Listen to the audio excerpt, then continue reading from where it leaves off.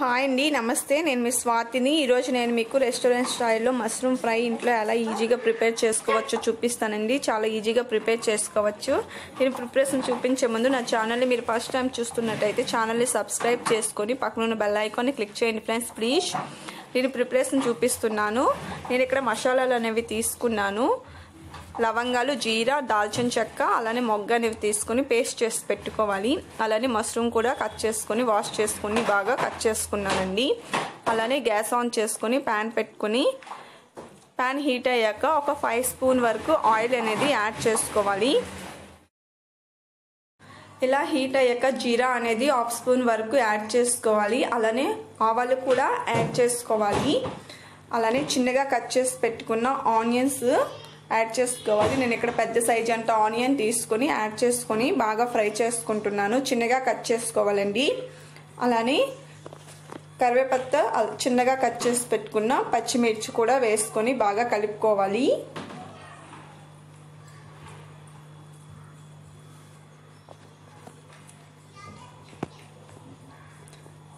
ఇలా కలుపుతుండగా నేను ఇక్కడ ఒక 1/2 స్పూన్ వరకు పసుపు అనేది యాడ్ చేసుకున్నాను. ఆనియన్స్ అనేవి మనకి బాగా ఫ్రై అవ్వాలి. అప్పుడు కర్రీ టేస్ట్ అనేది బాగా వస్తుంది. అప్పుడు ఇలా ఫ్రై అవుతుండగా నేను ముందుగా మసాలాలు చూపించాను కదా, అవి పేస్ట్ చేసుకొని ఒక 1 స్పూన్ వరకు యాడ్ చేసుకున్నాను. వేసుకున్నాక ఇలా కలుపుకోవాలి. అలానే ఫ్రెష్ అల్లం వెల్లుల్లి పేస్ట్ అనేది యాడ్ చేసుకోవాలి. ఒక 1/2 స్పూన్ లేదా 1 స్పూన్ వరకును. ఇది కూడా వేసుకొని బాగా ఫ్రై అవ్వనివ్వాలి మసాలా వెల్లుల్లి పేస్ట్ మొత్తాన్ని. అప్పుడు మనకి ఫ్రై అనేది మంచి టేస్టీగా వస్తుంది. అలానే చిన్నగా కట్ చేసి పెట్టుకున్న టమాటా ఒక 1/2 కప్ వరకు యాడ్ చేసుకోవాలి.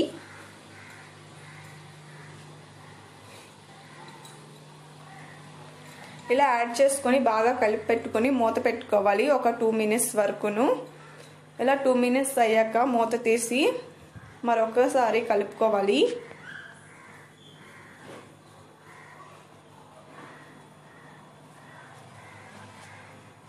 ఇప్పుడు దీంట్లో ఒక టేస్ట్కి సరిపడా సాల్ట్ అనేది యాడ్ చేసుకోవచ్చు. నేను ఇక్కడ 1 స్పూన్ సాల్ట్ అనేది యాడ్ చేసుకున్నాను. అలానే కారం 1 స్పూను, అలానే ధనియాల పొడి వేసాను. ఎందుకంటే నేను ముందుగా మసాలా పేస్ట్ వేసాను కాబట్టి అదర్ మసాలా పొడిలు ఏమీ నేను ఇక్కడ యాడ్ చేయటం లేదు. ఇలా అన్నీ వేసుకున్నాక కలిపిపెట్టి బాగా దగ్గరగా చేసుకున్న తర్వాత మష్రూమ్ని యాడ్ చేసుకున్నాను. ఇలా మష్రూమ్ యాడ్ చేసుకున్నాక మొత్తం మసాలా పట్టేలాగా కలుపుకోవాలి. ఇలా కలిపి పెట్టుకున్నాక మూత పెట్టి ఒక 2 మినిట్స్ కుక్ చేసుకోవాలి. ఇలా కుక్ చేయడం వల్ల మనకి మష్రూమ్లో ఉండే వాటర్ మొత్తం వచ్చి కుక్ అవుతుంది మష్రూమ్ అనేది బాగా. చూస్తారు కదా మనకి మష్రూమ్ నుంచి వాటర్ ఎలా వస్తుందో. ఈ వాటర్తోనే మనం మష్రూమ్ బాగా కుక్ చేస్తే కర్రీ అనేది మంచిగా టేస్టీగా వస్తుంది. ఇలా కలిపి పెట్టుకున్నాక మరొకసారి 5 మినిట్స్ మనం మీడియం ఫ్లేమ్లో పెట్టుకుంటూ కుక్ చేసుకుంటే మష్రూమ్ ఫ్రై అనేది మనకి రెడీ అయిపోతుంది. దీనిపైన కొత్తిమీర వేసి గార్నిష్ చేసుకుంటే మష్రూమ్ కర్రీ అనేది మష్రూమ్ ఫ్రై అనేది మనకి రెడీ అయిపోతుంది. అండ్ ఇది చపాతీలోకి రైస్లోకి అయితే కాంబినేషన్గా బాగుంటుంది. నా వీడియో మీకు నచ్చింది అనుకుంటున్నాను ఫ్రెండ్స్.